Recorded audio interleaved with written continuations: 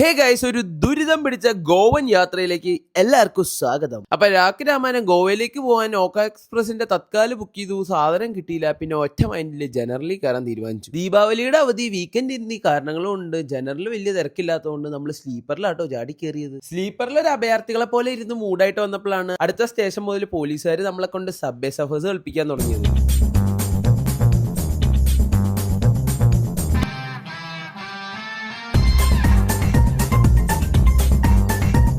അങ്ങനെ രാവിലെ 4 മണി മാംഗ്ലൂർ ജംഗ്ഷൻ വരെ ആ കളി തുടർന്നുകൊണ്ടിരുന്നു കേട്ടോ. പിന്നെ ഒരു സീറ്റ് കിട്ടി സമാധാനത്തിൽ കിടന്നുറങ്ങിക്കൊണ്ടിരുന്നപ്പോഴാണ് ടി വന്ന് വിളിച്ചണിപ്പിച്ച് ഒരു ഫൈൻ അടിച്ചു തന്നത്. അങ്ങേരോടെ എവിടെയെങ്കിലും സീറ്റ് ഉണ്ടോ എന്ന് ചോദിച്ചപ്പോ ഏതെങ്കിലും മൂലയിൽ പോയി കിടക്കടാന്നാണ് പുള്ളി നമ്മുടെ അടുത്ത് പറഞ്ഞത്. അങ്ങനെ ഫൈനലി ഒരു നീണ്ട ഓട്ടത്തിനും ചാട്ടത്തിനും ശേഷം നമ്മൾ ഗോവൻ മണ്ണിൽ അങ്ങ് എത്തിയിരിക്കുന്നു ഗൈസ്. നോർത്ത് ഗോവയിലുള്ള തീമിലാണ് നമ്മൾ അങ്ങോട്ട് ഇറങ്ങിയത്. ഇറങ്ങിക്കഴിഞ്ഞപ്പോ തന്നെ മുടിഞ്ഞ വിശപ്പായിരുന്നു. ദേ താഴത്ത് നോക്കിയപ്പോ മലയാളി റെസ്റ്റോറന്റിലേക്ക് മാടി വിളിക്കുന്നു. ഇത്രയും മുഞ്ചിയ ബിരിയാണി ഞാൻ എന്റെ ലൈഫിൽ കഴിച്ചിട്ടില്ല. നിങ്ങൾ തിവിയത്ത് വരുവാണെങ്കിൽ ഈ ഒരു റെസ്റ്റോറന്റിൽ ഒരിക്കലും കയറരുത്. നിങ്ങളുടെ ഗോവൻ ട്രിപ്പേ മൂഞ്ചും. അത് ഞാൻ വഴിയെ പറഞ്ഞു തരാം. അപ്പൊ ഇനി ഗോവയിൽ ചെന്നിട്ടുള്ള കുളിസിതങ്ങളൊക്കെ നാളെ.